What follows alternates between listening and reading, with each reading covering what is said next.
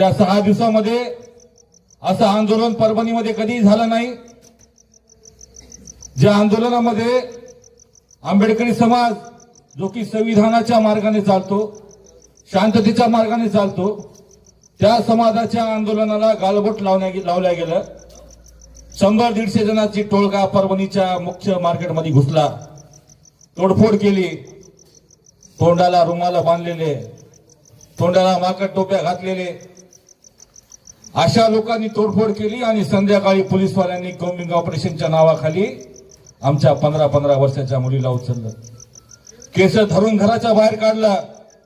आमच्या वत्सलाबाई मानवतेला केस धरून पोलीस स्टेशनला ओढत नेलं.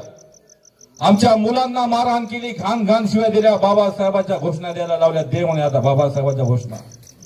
11 वाजता घरात घुसणारे पोलीसवाले यांनी आपल्या तरुणांना 31 तरुणांना एवढं बेदम मारलं की त्याच्यामध्ये आपला सोमनाथ सूर्यवंशीचा जीव गेला. आमच्या वत्सलाबाई मानवतेच्या अंगावर बुट्टे घालून चढणारे पोलीसवाले, त्या पोलीसवाल्यांनी त्या अँजिओप्लास्टी झालेल्या बाईला एवढं मारलं आणि नंतर उड्या मारायला लावल्या बांधून. त्या महिलेला लघवीसाठी जायचं होतं, ती म्हणली मला बाथरूमला जाऊ द्या. पोलीसवाल्यांनी बाथरूमला सुद्धा तिला जाऊ दिलं नाही. म्हणजे एवढा भयानक अत्याचार पोलिसांनी आपल्या समाजावर केला बांधून.